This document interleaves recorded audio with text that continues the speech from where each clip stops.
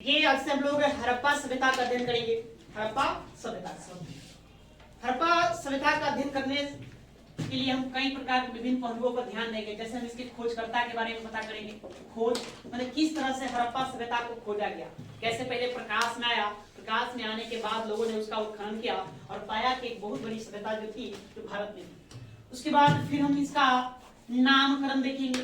नामकरण कई विद्वान इसका अलग अलग नामकरण करते हैं। कोई हड़प्पा सभ्यता कहता है, कोई सिंधु घाटी सभ्यता कहता है, कोई सिंधु सभ्यता कहता है, सिंधु सरस्वती सभ्यता के नाम से जाना गया, अन्य भी नाम इसके हैं। तो नामकरण को देखेंगे। फिर हम इसका कालक्रम देखेंगे। कालक्रम मतलब समय अवधि, तो वो कौन सा समय था जिस समय के बीच में हड़प्पा सभ्यता जीवित थी, हड़प्पा सभ्यता के लोग थे ना, इसका बारे में हम जानेंगे। कालक्रम के बारे में, काल का निर्धारण करेंगे।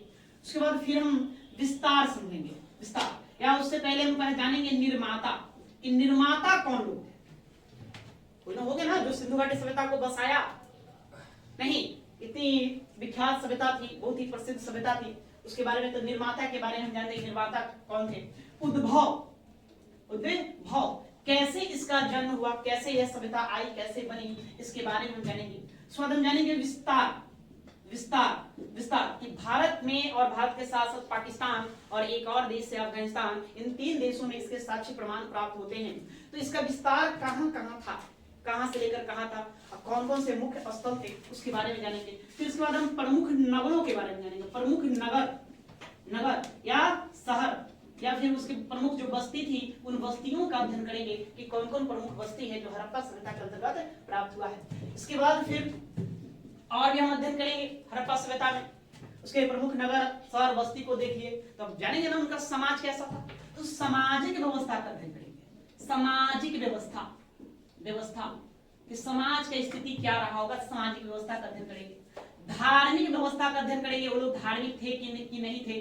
धार्मिक व्यवस्था, धार्मिक थे तो किस देवी देवता की पूजा करते थे, पूजा करने की पद्धति क्या था, तो हम क्या करेंगे, धार्मिक व्यवस्था को देखेंगे। और सबसे मोस्ट इंपॉर्टेंट हम क्या देखेंगे, आर्थिक व्यवस्था, आर्थिक स्थितियों का अध्ययन करेंगे। आर्थिक व्यवस्था, बिना आर्थिक व्यवस्था के कैसे होगा, है ना।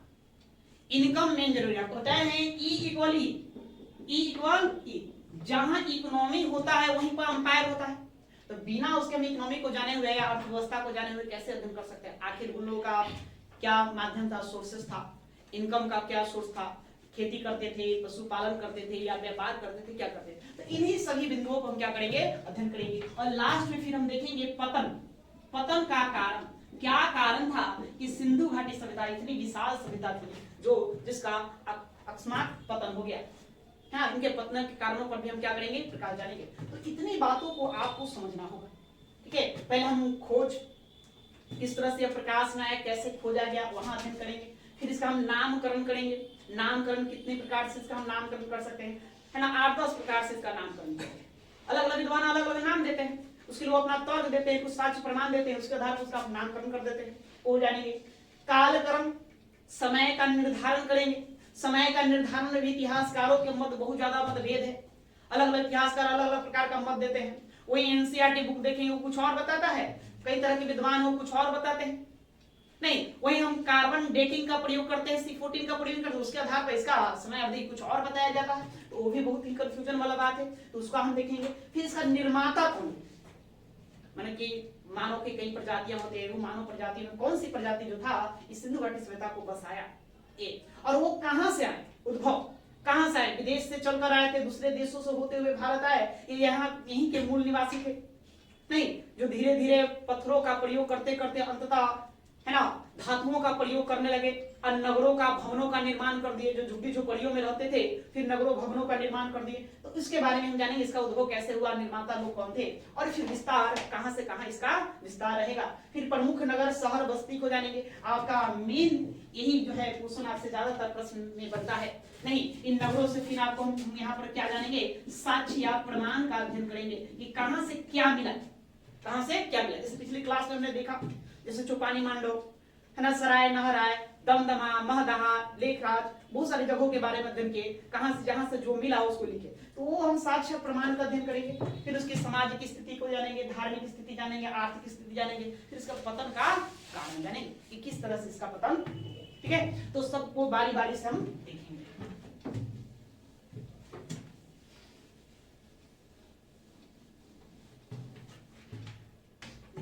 हड़प्पा सभ्यता जिस समय भारत में जीवित थी, उसी समय भारत के बाहर के भूमि पर, जैसे कि आप इराक चले जाएंगे तो इराक में उस समय मेसोपोटामिया कहलाता था, तो मेसोपोटामिया की सभ्यता जीवित थी। उसी मेसोपोटामिया की सभ्यता के बाद बेबीलोन की, सुमेरियन की सभ्यता आई, फिर बेबीलोन की सभ्यता आई के वही हम मिस्र में जाएंगे तो एक मिस्र की सभ्यता जीवित थी। वही हिमालय के पार आप नेपाल चले जाइए तो नेपाल में हांगो नदी के किनारे एक पीली सभ्यता जीवित थी। मतलब इतनी प्रकार की सभ्यताएं उस समय पूरे विश्व में विद्यमान था।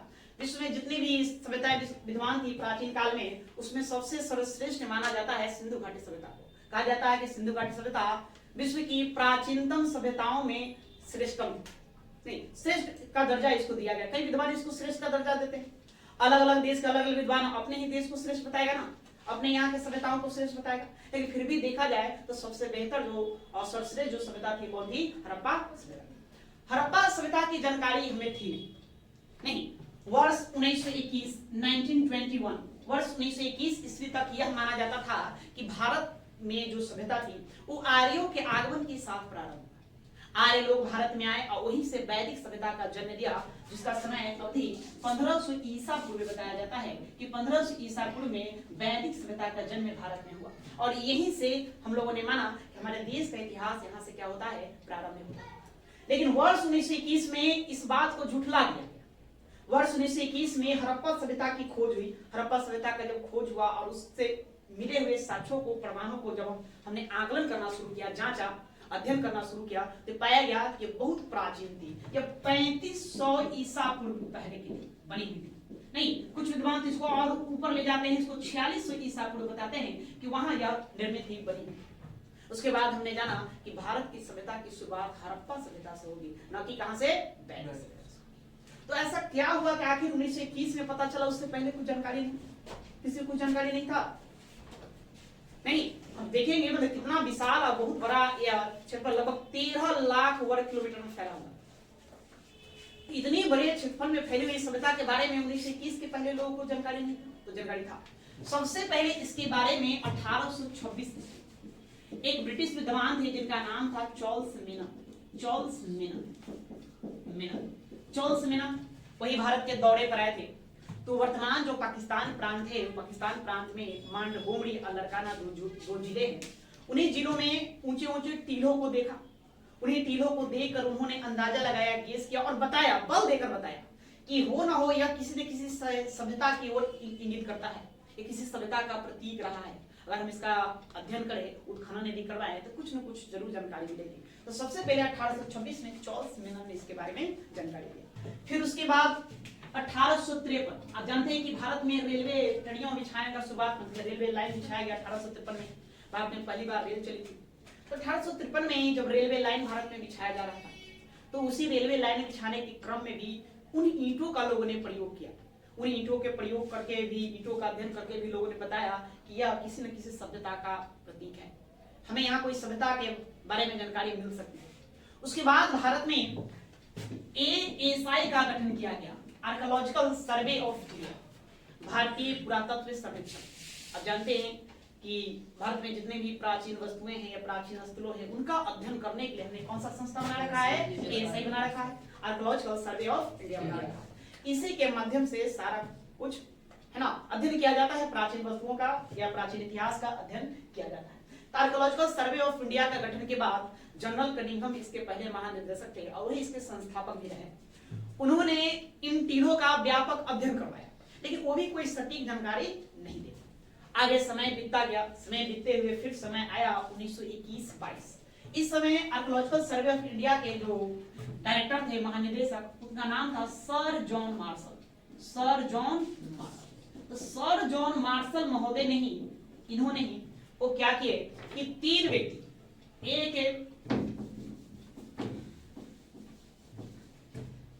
एक राय बहादुर दयाराम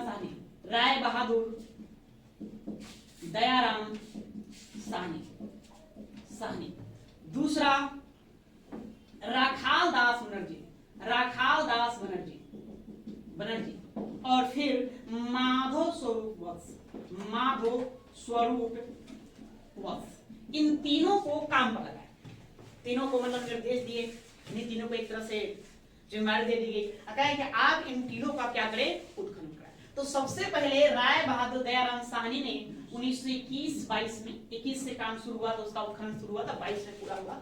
21-22 में हड़प्पा जो नगर था, हड़प्पा जो टीला था, उन्हीं टीलों का उत्खनन करवाना शुरू किया। उत्खनन करवाने से नीचे असंख्य बहुत संख्या में कई तरह के प्रमाण मिले, साक्ष्य मिले, कई तरह की वस्तुएं मिले, अन्य प्रकार के साक्ष्य प्रमाण मिले। तब यह प्रकाश में आया, सिंधु घाटी सभ्यता या हड़प्पा सभ्यता तब क्या आया, लाइट में, प्रकाश में आ गया। तब से आज तक इसका अध्ययन चल रहा है, आज तक इसका उत्खनन हो रहा है। अभी वर्तमान में राखी गढ़ी में इसका उत्खनन चल रहा है, हरियाणा के राखी गढ़ी में, वो देखेंगे। मतलब लगभग कितने 100 वर्ष हो गए, हम लोग 2023 में इंटर करके, है ना, 100 साल से इस सभ्यता का उत्खनन कार्य चल रहा है। अभी नहीं केवल लगातार कंटिन्यू चलेगा, लेकिन चल रहा है, अभी भी इस पर रिसर्च खोज जारी है ना। आए दिन नए नए प्रमाण, नए नए साक्ष्य मिलते रहते हैं, उसके आधार पर पीछे जो भी कुछ आप पढ़े होंगे, आप पुराना वाला बुक उठाकर देखिए हड़प्पा सभ्यता का, आज का देखिए, दोनों में काफी डिफरेंट नजर नहीं। पहले के प्रमाण और के प्रमाण में, प्रमाणों का अध्ययन करके लोगों ने बहुत कुछ बदल दिया, ताकि नहीं ये नहीं ये होगा। अब इसके बारे में सटीक तो जानते नहीं, हमें किताब पुस्तक तो मिला नहीं, उसको हम पढ़ के बता दे भाई कि क्या कहानी था। सिर्फ प्रमाण मिले, साक्ष्य मिले, उपकरण मिले, वस्तुएं प्राप्त हुए। अब उन्हीं के आधार पर हम अंदाजा लगाते हैं, गेस करते हैं कि क्या रहा होगा, नहीं। इसीलिए जैसे जैसे विद्वान अपना अध्ययन करते गए, उस तरह से इसके बारे में बातें होती रही, चलती रही। हमें इसी का अध्ययन करना है। तो वर्तमान में हम अध्ययन करेंगे वर्तमान का जो भी रिसर्च हो चुका है उसी पर, मतलब बिल्कुल लेटेस्ट जानकारी को लेकर के हम इसका अध्ययन करेंगे। तो बात समझ गए? तो चलिए इसको पहले कुछ लिखते हैं, उसके बाद चलेंगे। चलो लिखो उसके बाद।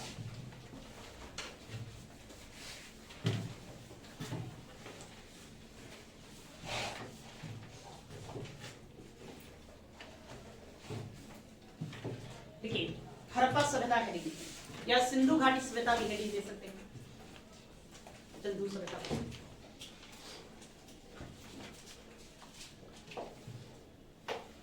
देखेंगे। हड़प्पा सभ्यता की सर्वप्रथम जानकारी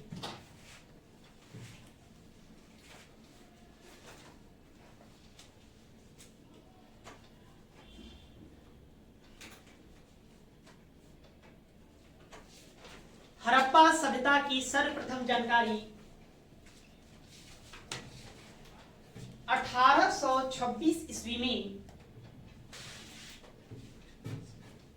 सर्वप्रथम जानकारी 1826 ईस्वी में चार्ल्स मेनन ने दिया था। चार्ल्स मेनन ने दिया था।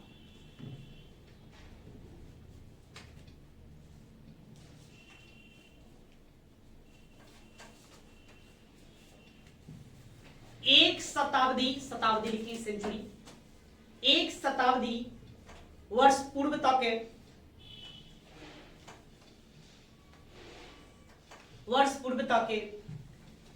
यह माना जाता था कि, एक शताब्दी वर्ष पूर्व तक यह माना जाता था कि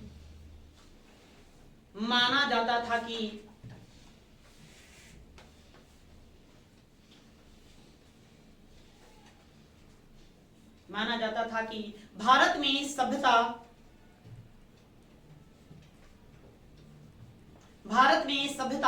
के युग का आरंभ है।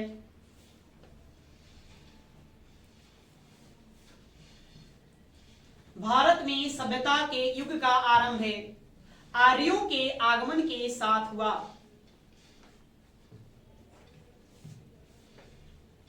आर्यों के आगमन के साथ हुआ था।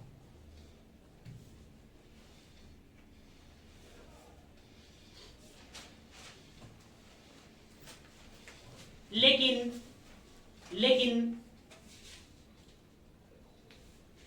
1921-22 ईस्वी में,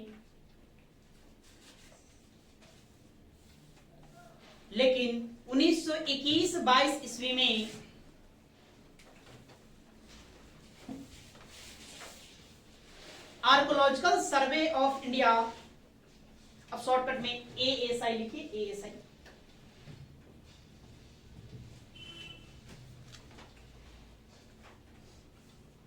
आर्कोलॉजिकल सर्वे ऑफ इंडिया के महानिर्देशक या director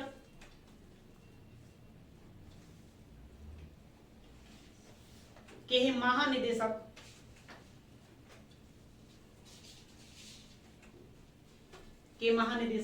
sir John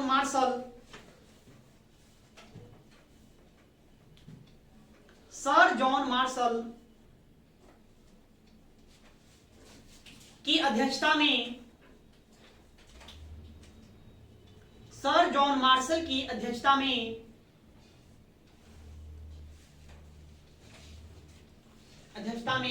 Rai Bahadur Dayaram Sahni, Rai Bahadur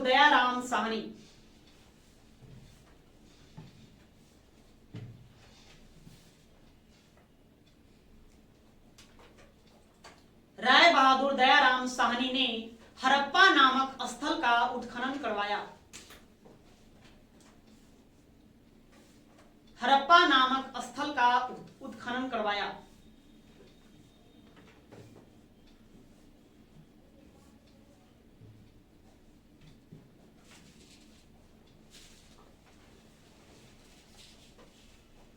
इस खुदाई से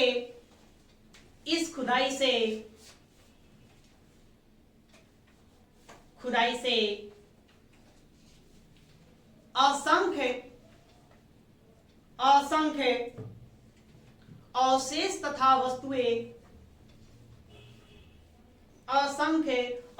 तथा वस्तुएं प्राप्त हुई,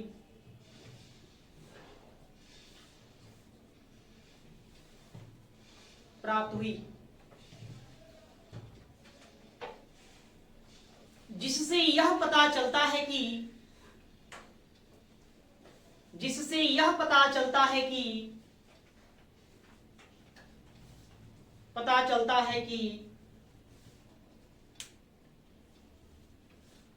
आज से 3500 वर्ष पूर्वे,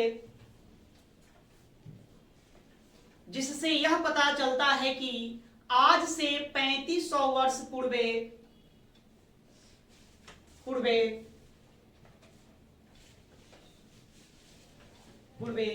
भारत में एक उच्च कोटि की सभ्यता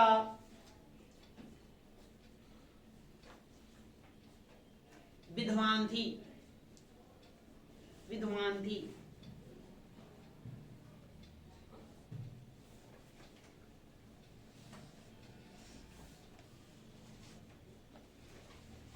विद्वानों ने इस सभ्यता को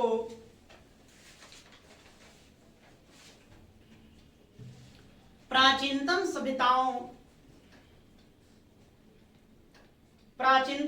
सभ्यताओं में श्रेष्ठ माना है।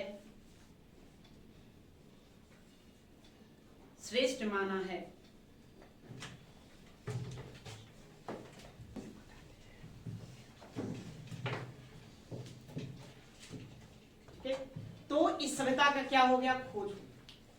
लोग वर्ष 1921-22 में जाने कि भारत के भूमि पर भारतीय उपमहाद्वीप में एक सभ्यता विद्यमान थी, जिसको क्या नाम दिया गया? तो नाम कई सारे दिए गए, उसका हम अब नामकरण देखेंगे। नामकरण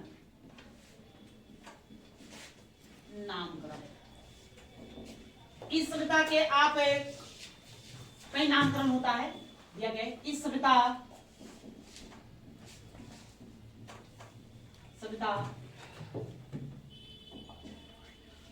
को अधोलिखित नाम दिया जा सकता है।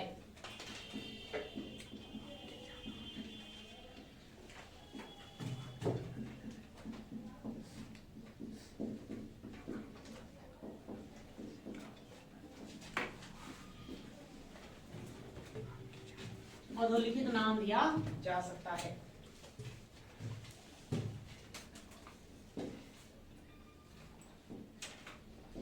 इसे हम कह सकते हैं हड़प्पा सभ्यता,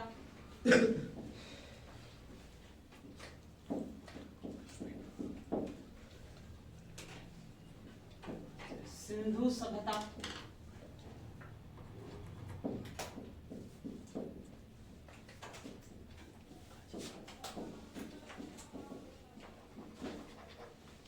सरस्वती, सिंधु सरस्वती सभ्यता।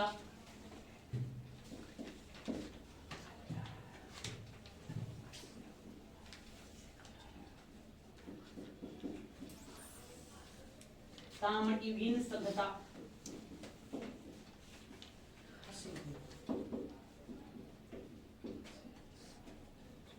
कांस्य युगीन सभ्यता।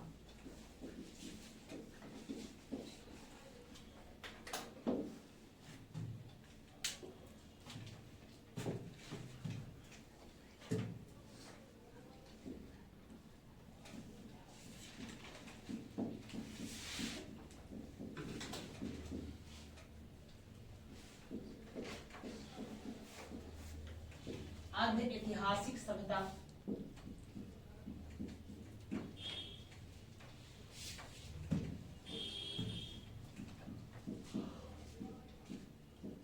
प्रथम नगरीय क्रांति।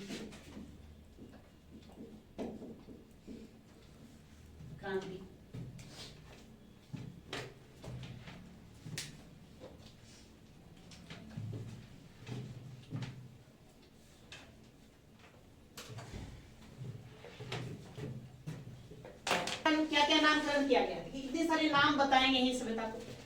पहला है हड़प्पा सभ्यता। इस सभ्यता का सबसे उपयुक्त नाम हड़प्पा सभ्यता। इस सभ्यता में खोजा गया सबसे पहला जो शहर था कौन था? हड़प्पा। इसीलिए इस सभ्यता को हड़प्पा सभ्यता के नाम से विशेष तौर पर जाना जाता है।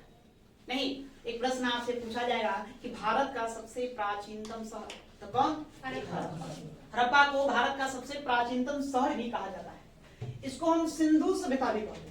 सिंधु सभ्यता क्यों कहते हैं? क्योंकि यह जो सभ्यता का जो स्थल था उस सिंधु नदी के आसपास के क्षेत्रों में बसे थे। तो सिंधु नदी के आसपास के क्षेत्रों में बसे होने के कारण इसको हम क्या नाम देंगे? सिंधु सभ्यता का नाम देंगे। इसको हम सिंधु सरस्वती सभ्यता भी कहते हैं। अब सिंधु सरस्वती सभ्यता क्यों कहते हैं? देखिए, स्वतंत्रता प्राप्ति के बाद जब 1947 में भारत आजाद हुआ तो आजादी के बाद मूलतः इस सभ्यता का उत्खनन हुआ अपने बड़े पैमाने पर। स्वतंत्रता के पूर्व 40 शहरों का ही खोज किया गया था, लेकिन आज वर्तमान में 1700 शहरों का खोज कर दिया गया। 1700 बस्तियों को खोजा गया है, या उससे पहले 40 शहरों का ही खोज किया गया। तो 40 शहर जो थे वो खास करके सिंधु नदी के किनारे ही बसे हुए थे, इसलिए उसको सिंधु सभ्यता नाम दे दिया। लेकिन बाद में जो अन्य जो स्थल मिले, लगभग अभी तक जितने भी स्थल मिले उसमें से 80% जो स्थल है वो सिंधु और गंगा नदी के बीच में।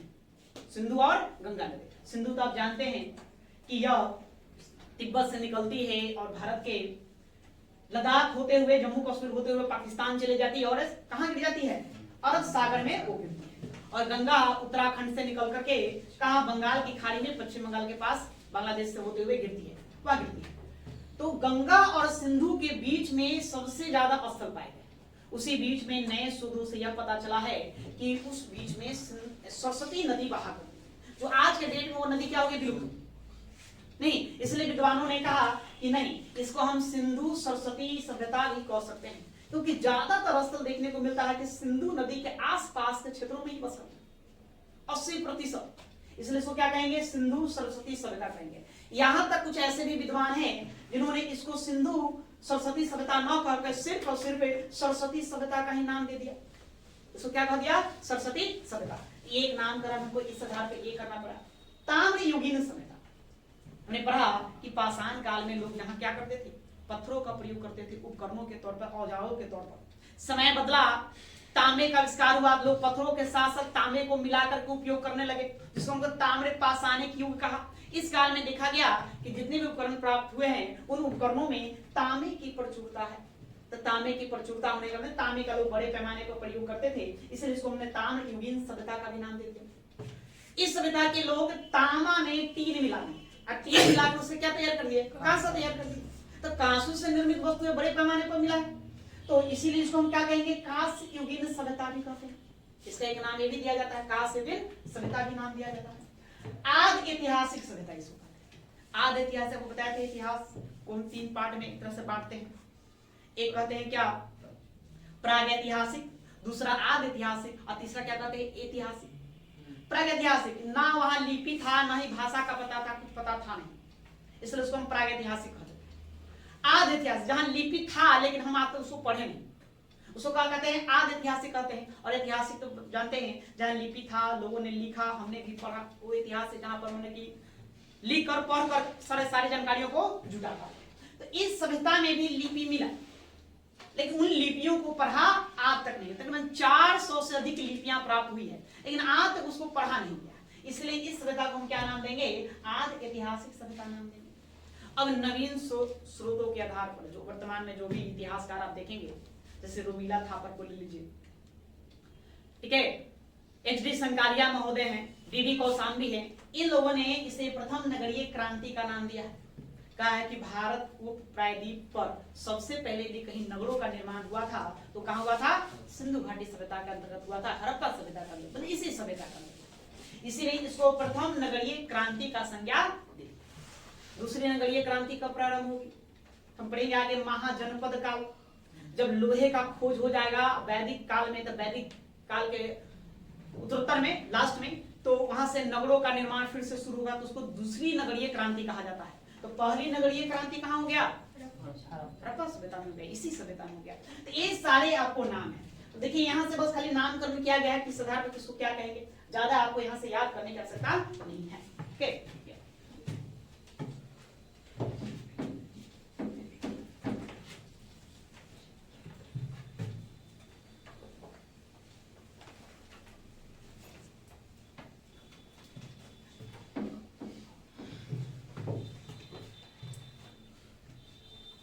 आगे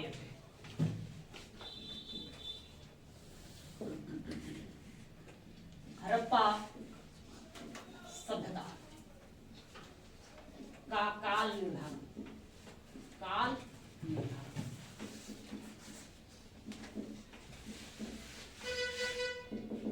काल मतलब इसका समय क्या रहा? नहीं, देखिए इसके समय अवधि को लेकर बहुत ज्यादा कंफ्यूजन, अलग अलग विद्वान अपना अलग अलग मत करते। इस सभ्यता के प्रमाण जहां भी मिले हैं, जहां कई जगहों से प्राप्त हुए हैं, लेकिन सब बिल्कुल ही परिपक्व अवस्था में मिले, मतलब एक ही समान दिखते हैं।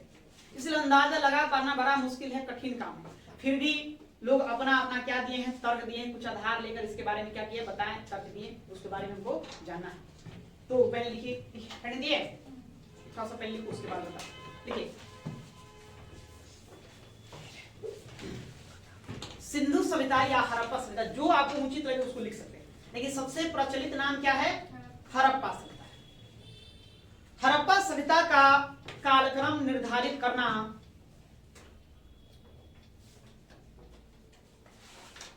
हड़प्पा सभ्यता का कालक्रम निर्धारित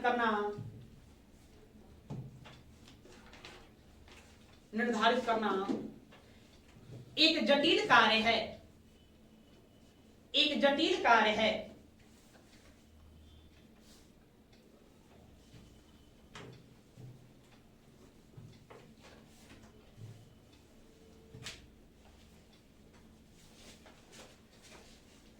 इस सभ्यता से प्राप्त लिपियों का अध्ययन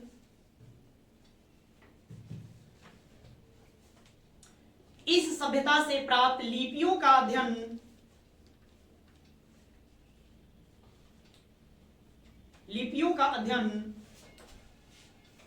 न हो पाना, लिपियों का अध्ययन न हो पाना इसे और जटिल बनाता है।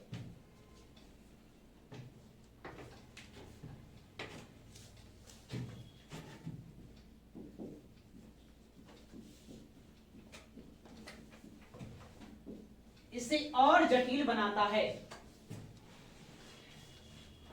इस सभ्यता के काल निर्धारण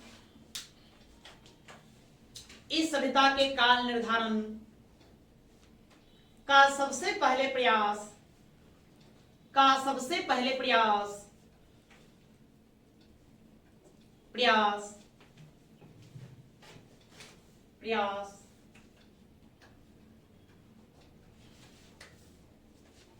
सर जॉन मार्शल ने किया था।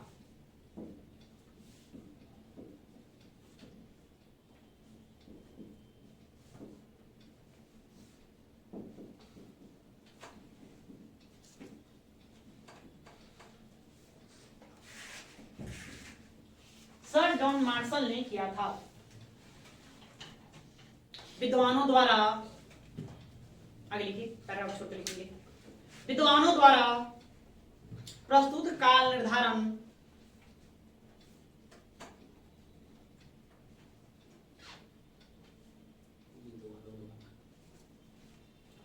विद्वानों द्वारा प्रस्तुत काल निर्धारण निम्नलिखित है।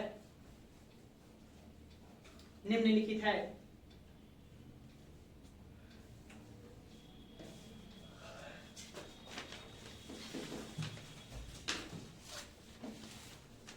ठीक है, तो देखिए क्या क्या काल निर्धारण किया है जॉन मार्शल। इसको वो बताएंगे कि यह सभ्यता 3250 ईसा पूर्व से प्रारंभ हुआ और 2750 ईसा पूर्व तक चली। ईसा पूर्व आप लिखते चलिए, उसके बाद हम चर्चा करेंगे।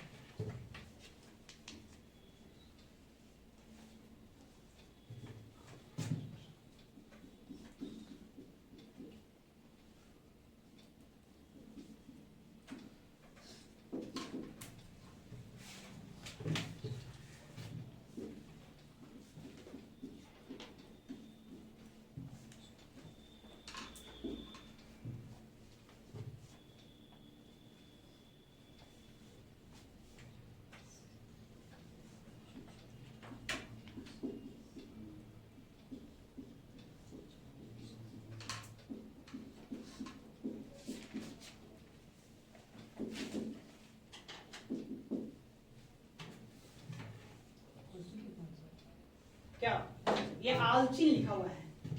एक मिनट रुक जाओ, फिर से लिख देते हैं।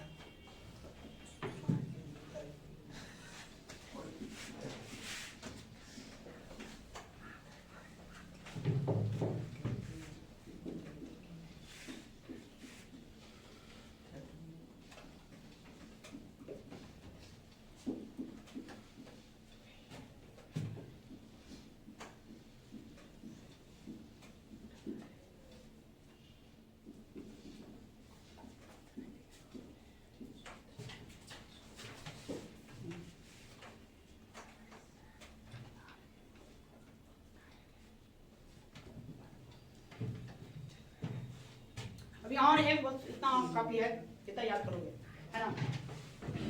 और यहाँ से पूछता है नहीं, बस बता दे रहे हैं कि इसमें क्या बताया। एनसीईआरटी, एनसीईआरटी आप बुक पढ़ेंगे 12th एनसीईआरटी बुक, ठीक है। तो इसके अनुसार आपको है 2600 ईसा पूर्व से 1900 ईसा पूर्व। 12th का एनसीईआरटी बुक में ये बात, एक समय अवधि लिखा हुआ है।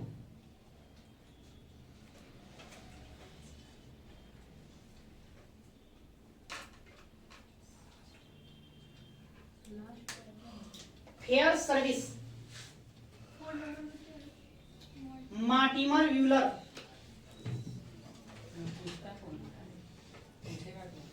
पूछेगा कौन? ये भी सवाल है कि क्या पूछेगा, सर्वाधिक मान्य तिथि क्या है, और हम ये भी कार्बन डेटिंग देखेंगे, उसके बाद बताते हैं आपको।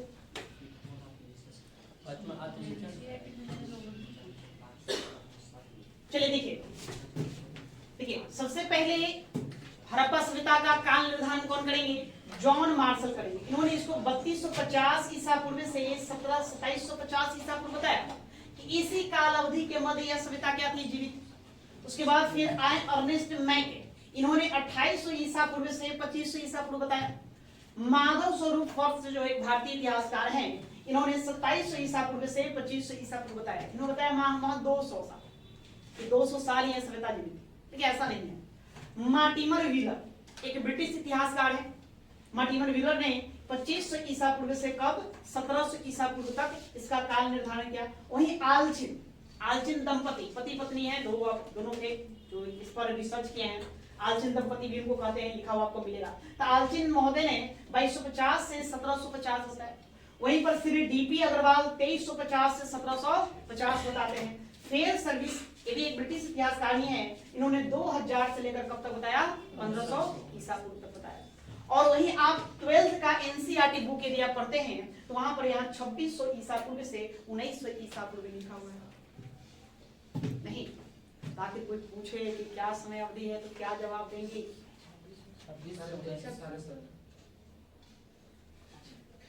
तो सब तो भाई बताए हैं ना, हम थोड़ी बोल रहे हैं ना। कहना सब तो कोई ना कोई बताया है, नाम बता देना विद्वान का, इतिहासकार का, कहना उनके अनुसार ये है। नहीं, लेकिन सर्वाधिक मान्य तिथि जो है वो 2300 से 1700 ही बताया जाता है कि 2300 से 1700 ही बताया जाता है। ठीक है, हो गया?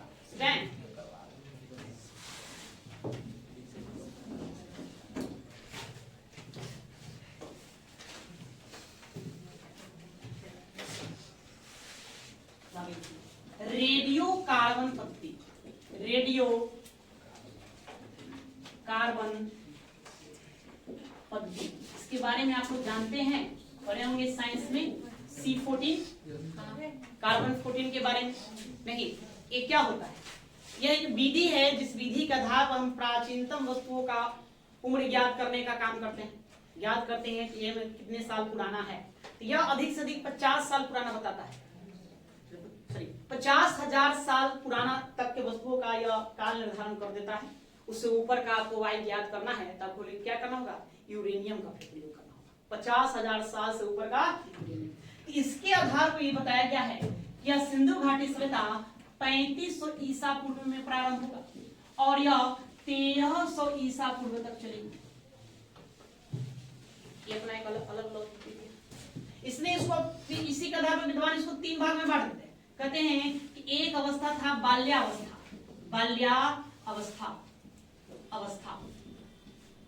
दूसरा इसका फेज आया जिसको यौवन अवस्था कहा गया, यौवन अवस्था। ठीक है, और फिर चौथा फेज आया, तीसरा फेज आया पौढ़ावस्था।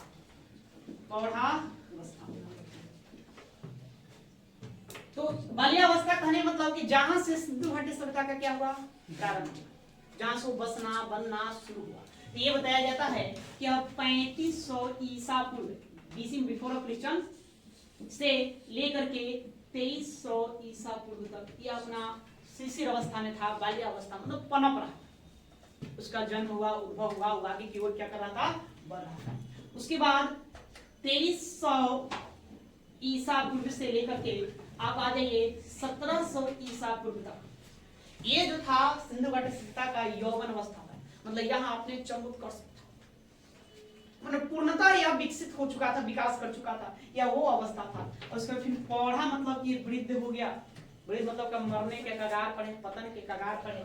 बताया जाता है कि 1700 ईसा पूर्व से इसका पतन प्रारंभ हो गया और 1300 ईसा पूर्व आते आते पूर्णतः इसका पतन हो गया।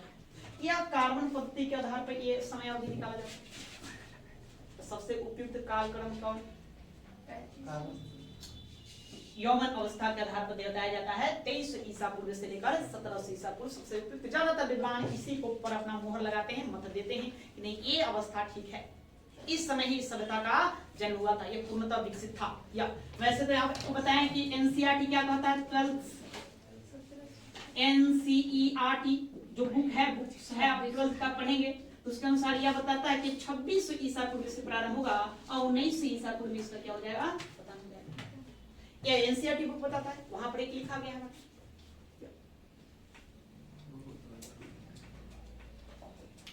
जिसके बारे में लिखित साक्ष्य नहीं है हमारे पास या उस तरह के प्रमाण नहीं है तो उसको आप अंदाजा ही लगा सकते। और क्या कर सकते, कोई उपाय है? कोई उपाय नहीं।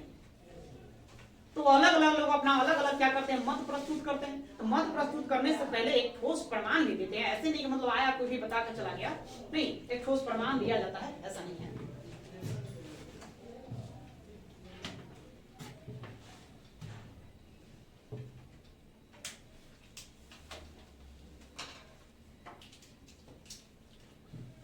हो गया?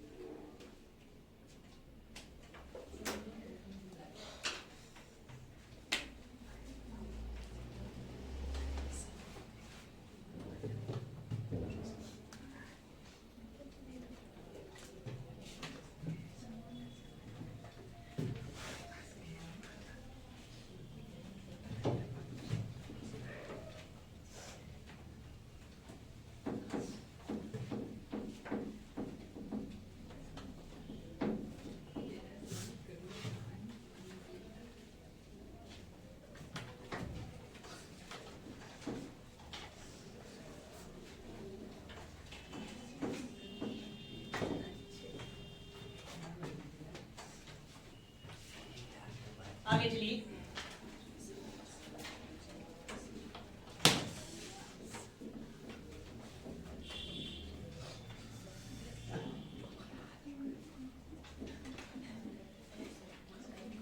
हड़प्पा सभ्यता का उद्भव करने मतलब इसको बनाने वाले कौन लोग थे, कहां से इसकी शुरुआत, नहीं तो इसको भी लेकर इतिहासकारों में मतभेद है। तो इसको लेकर के दो मत प्रस्तुत किया जाता है। एक मत प्रस्तुत किया जाता है बहना विदेशी मत, विदेशी उद्भव का मत प्रस्तुत किया जाता है कि मैंने विदेशी लोग थे जो विदेशों से चलकर आए, बाहर से चलकर आए और यहाँ पर क्या कर बस गए और यहीं पे इस सभ्यता को क्या कर दिए, जन्म दे दिए। एक विद्वानों का एक टीम है अलग है, वो मत देता है नहीं देशी मत देता, स्वदेशी, कि नहीं यहीं के लोग थे जो पाषाण काल से उठकर आगे बढ़ते हुए झुग्गी झोपड़ियों से आगे बढ़ते हुए नगरों का निर्माण कर दे, एक बहुत बड़े सभ्यता को जन्म दिए। तो दो प्रकार का मत दिया जाता है। इसमें भी विद्वानों में मतभेद है, ये भी आपको कंफ्यूजन करता है। यहाँ इसको हम पढ़ेंगे, 2-3 लाइन ऐसे हैं जहां से आपको प्रश्न एग्जाम में बनता है कि किस विद्वान ने क्या कहा था इसके उद्भव के इसी बारे में। ठीक है, तो लिखिए, लिखने काम करेंगे, ज्यादा विषय समझना नहीं है। सिंधु सभ्यता के उद्भव में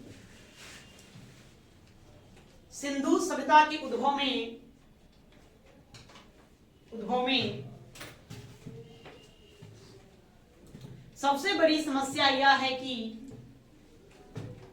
सिंधु सभ्यता के उद्भव में या हड़प्पा सभ्यता के उद्भव में सबसे बड़ी समस्या यह है कि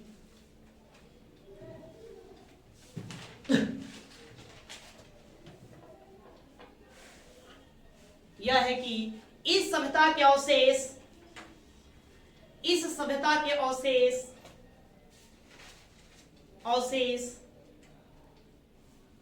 जहां भी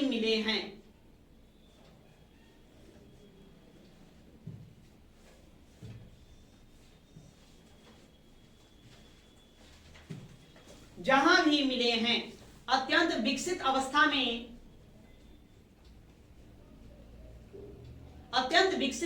में प्राप्त होते हैं।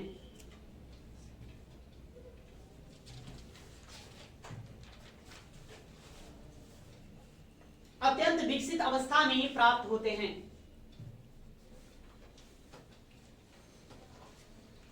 अतः इसके आदि और अंत का पता नहीं चल पाता।